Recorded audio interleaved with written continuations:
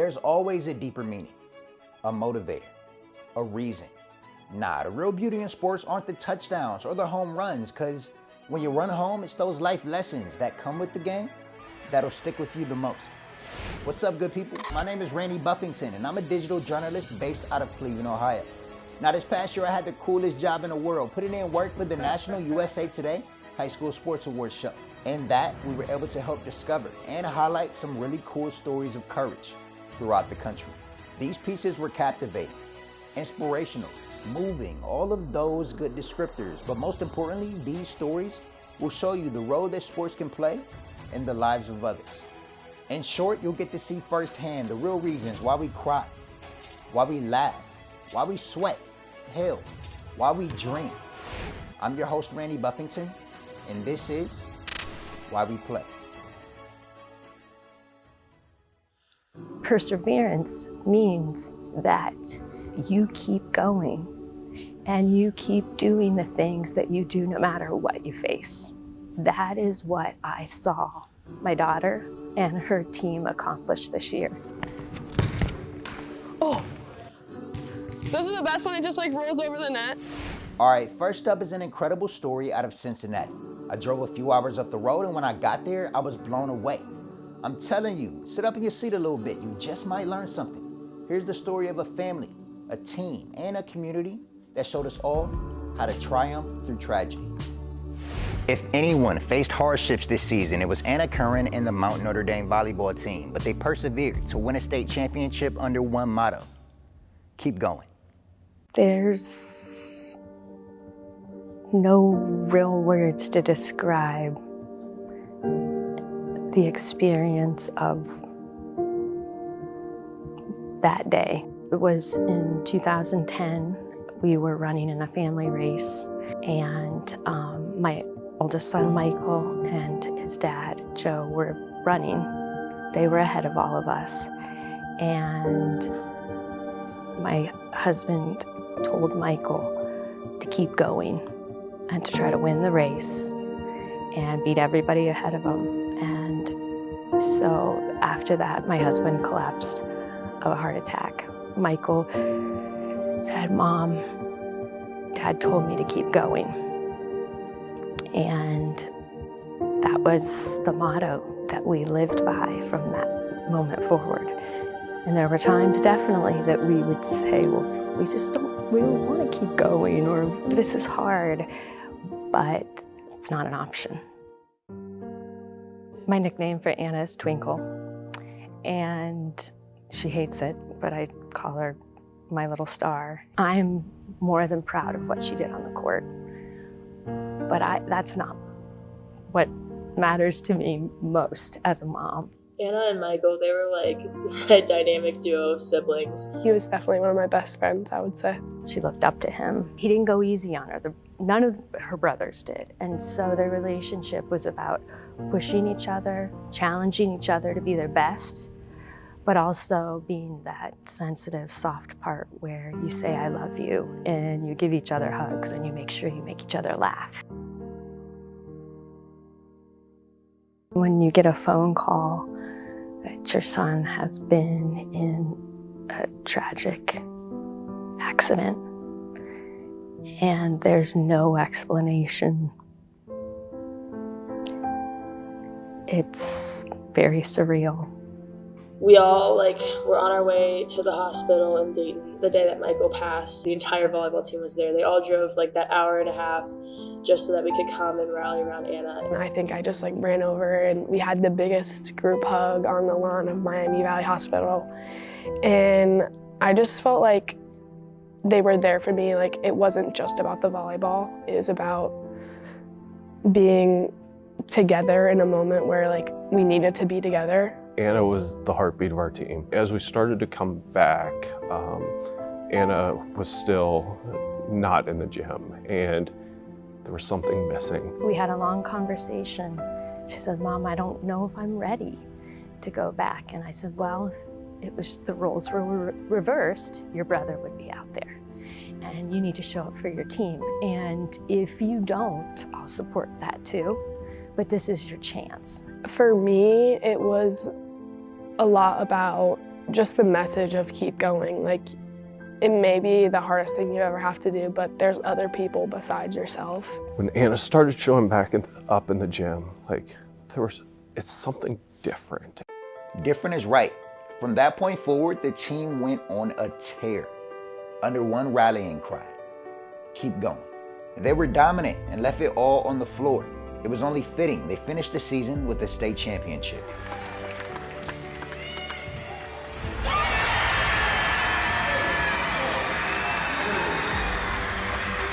Like, just raising that trophy up, I can't even explain it. Like, it just makes me want to like squirm around and like be happy.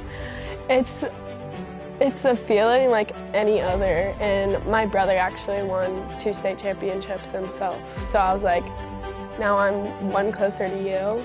Anna, I love you. I'm excited for what is to come for you and for you to live out your dreams. This is your life, and you get to live it to the fullest. And that's the one thing I think we've learned as a family, is to make every moment count. And you've done it so far, and keep going.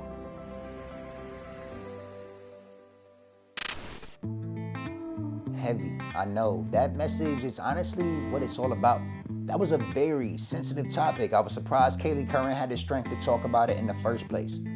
But I'm so glad that she did. After we wrapped, we gave each other a big hug and had tears in our eyes, and I'm just thankful. Thank you for sharing your story. Next up is good old Austin, Texas. Just one look at the facilities at Dripping Springs High School and you would think it was a college campus. Honestly, it's very fitting because our next subject is wise beyond her years. If you had to describe Caroline in one word, what would it be? Determined. Tenacious. Energetic. Sunshine. Caroline DILL just wrapped up her sophomore season, but the Dripping Springs goalkeeper is already one of the best in the state of Texas. When we're on the bus going to games and all the girls are getting pumped up or whatever, she will be in the front watching film. Kind of like the quarterback. Shot on goal! What a stop by DILL. Talk about reaction time, there it was. You can never look nervous.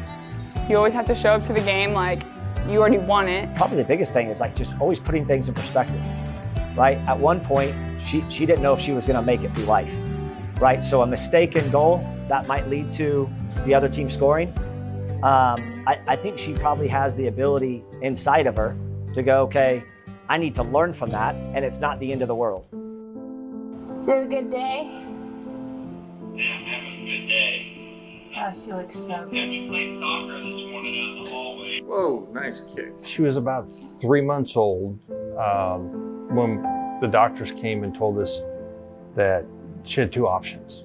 Caroline was diagnosed with CHAPMAN syndrome. Basically, her bone marrow wasn't creating the white blood cells, so she had 0 white blood cells to fight a bacterial infection. The first option was that she's gonna have to go in for an immediate bone marrow transplant. The second option was to use a drug called Neupogen, and that Neupogen would force the bone marrow to mature the white cells. It caused a lot of bone pain. It would leave a knot in her arm, and she had to have that shot every single night, and it worked. My little 5-year-old baby. After 5 years of shots, Caroline's white blood cells started to deform. Doctors were concerned and told the family it was time for a transplant. But before that, she needed 2 weeks of chemotherapy.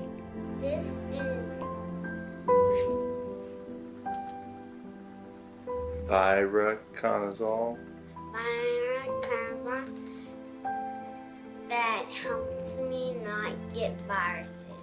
When people would come to visit, she would put on a different wig, and she liked the red. I think the red one ended up being her favorite. I love your hair. We should do this permanently. Yeah? Well, there's a little bit blonde in there. Caroline always talked about her donor as my prince.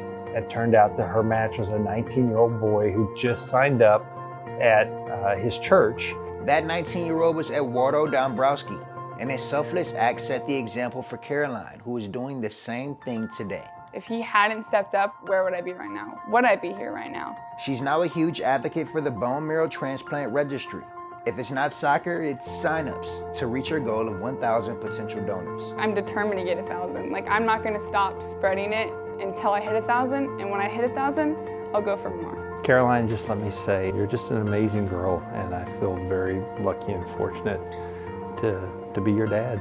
Love you.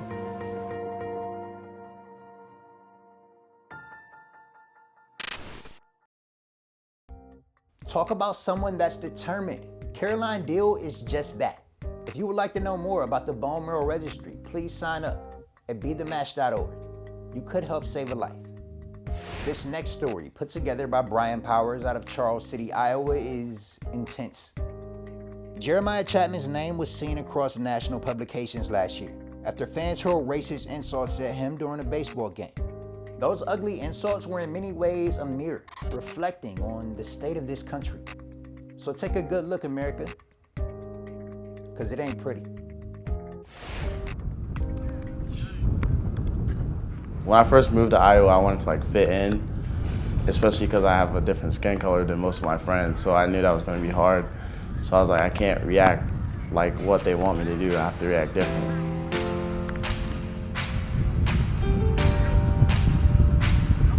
We had really high moments, and then there were really low moments. It was really high because I felt like in the wake of George Floyd, that was huge, so that was still fresh and new.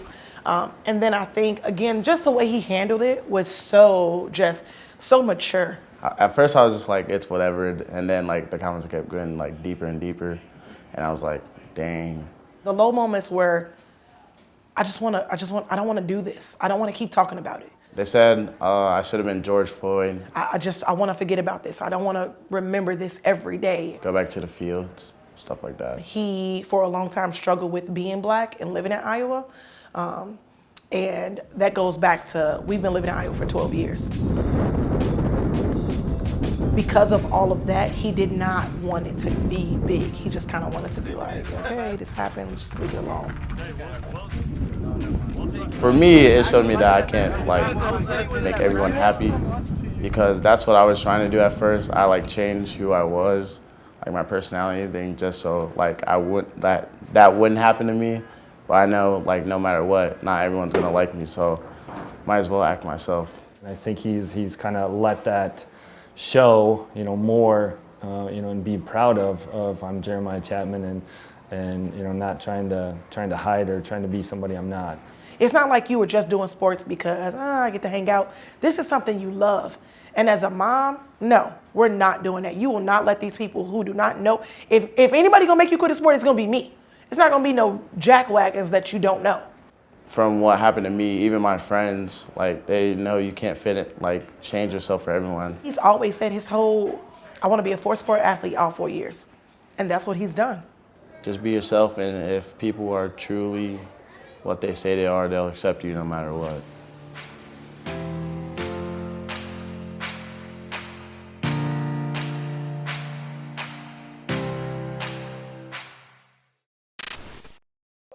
That right there is real life. Kudos to Jeremiah and his family for having the resilience to push forward. We go from one baseball diamond to the other. I had the pleasure of pulling up to Kosciuszko, Mississippi on my main man, Walker Hill. His story is incredible, but don't take my word for it. Check it out. Kosciuszko baseball went through a lot this season, but if it's one thing Walker Hill learned, it's not about what happens. It's about how you react to it. He was the guy that, you couldn't break him down. He was gonna tell you, hey, you think I can't do this, I'm gonna do it. It started during summer workouts and carried on into the fall. Most people give it 100%. Walker's gonna give it 110. It was real good. It was really good. We'd have been really good this year too. I just started praying. That's all I knew to do. It happened on October the 10th, and he was out riding in his truck, hanging out with some friends. About 10:30, we got the call that he'd been in an accident. I called his cell phone to try to get him. Actually got a deputy sheriff that answered the cell phone and couldn't give me a lot of information. The good news was that he was responsive. The bad? He told first responders he was losing feeling in his legs. Walker was paralyzed from the waist down. yeah, it's a bad thing that happened, but it's not the end of the world. Usually you see those moments of where they go through some moments of, you know, being depressed about the situation, you know, wanting to separate themselves from people. We never saw that out of Walker, you know. What's up, shorty? An emotional scene at the Talent County Fairgrounds. Walker Hill helped from his wheelchair to a standing position out there at center field. Every face lit up as soon as they saw him get out. He really pushed us. He'd get on to us when we needed to be gotten on to. The boys would be having a down inning and he would be like, guys, you can do this. I know you can. Now come on, you know, suck it up, let's go. To see that you know, he was still, you know, holding the rope and having their back during the entire process was something that definitely gave our team a boost. Walker Hill will come out to the mound to throw the first pitch. For a mom, the pitch could not have been any more perfect. It was obviously a strike right down the middle. To me, baseball has given me the biggest practice to everyday life. Face adversity in a game, you deal with it, you get better. It might not be that day, but you work at it the rest of the week, you get better at it. With this, had a wreck and no longer able to walk. It's a bad situation, but it could have been worse. I never would have thought that a small town guy in Kosciuszko, Mississippi would be shown the amount of love and support that everyone's done for me. I could not be more proud of you than I am right at this moment. Walker, Mom will always be your biggest fan.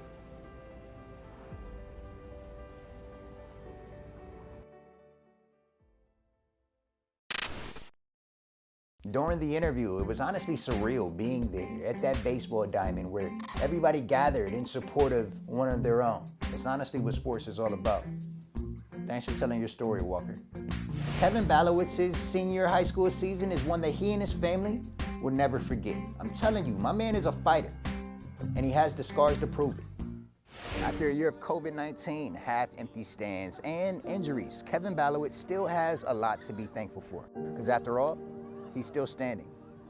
Well, I can remember exactly when I got the news. I was in my office at school, and his dad texted me saying that they were wheeling him in for emergency surgery, hoping to save his leg. We had no idea. I just thought he rolled his ankle.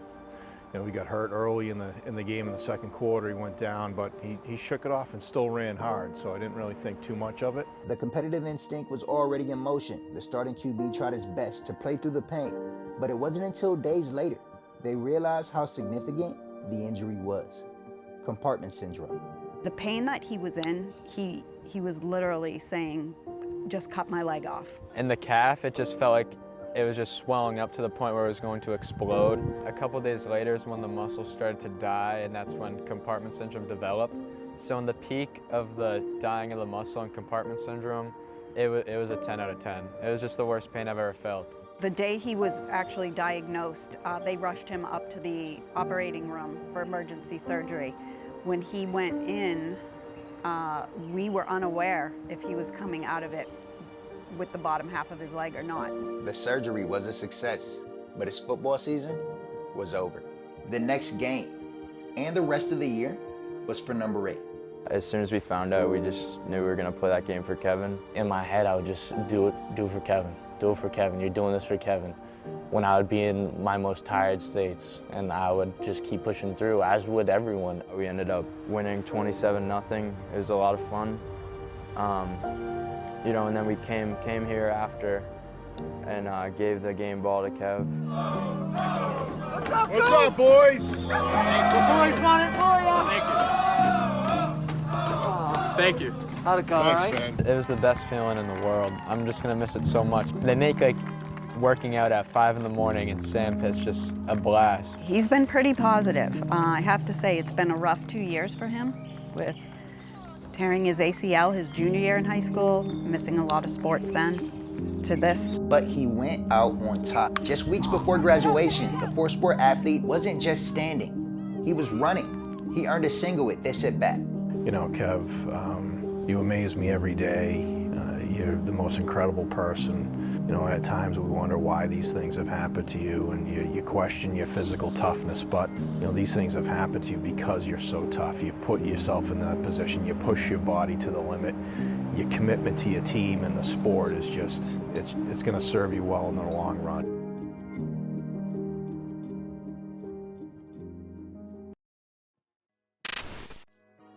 You love to see a happy ending. Shoot, you love to see smiles, period. Like my main man out of Detroit. He's a walking bucket with a lot to be proud of.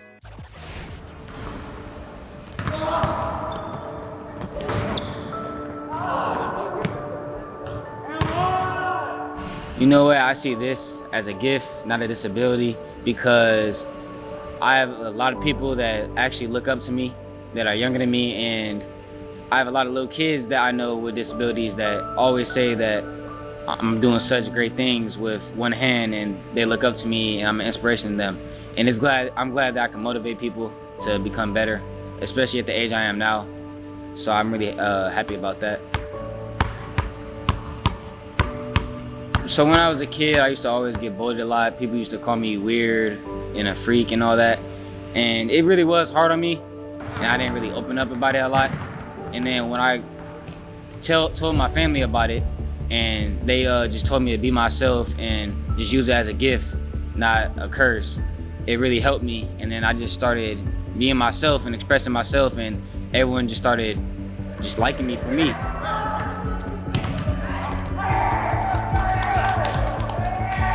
My brother used to always play basketball, and I used to hate basketball. But then when I realized I couldn't play football, I started leaning towards basketball. And he really helped me like develop a lot of skill with it. And coming here, I really got way better with it. And it took a lot of work and a lot of training by myself to really get good with one hand and do a lot of stuff that people with two hands can do. I'm really honored to receive the Courage Award because my hard work that I put in, everyone just see me as, you know, they made it seem like I just made the team and like got certain things because I had one hand and people felt bad. So receiving this really shows that all the hard work like paid off, and people are starting to notice like how much work I'm starting to put in and my impact for other people, around other people and stuff. So getting this is really a big deal, and I'm honored and so grateful, and my family's happy too for me finally getting that recognition. So it really does mean a lot. Shout out to the Detroit Free Press for putting that dope piece together. All right, y'all, it's been real. I appreciate y'all rocking with me, and a huge thank you to everyone that helped us get these stories out there. I hope you left inspired. In between time, I'm your host, Randy Buffington, and I'll catch you on the flip side.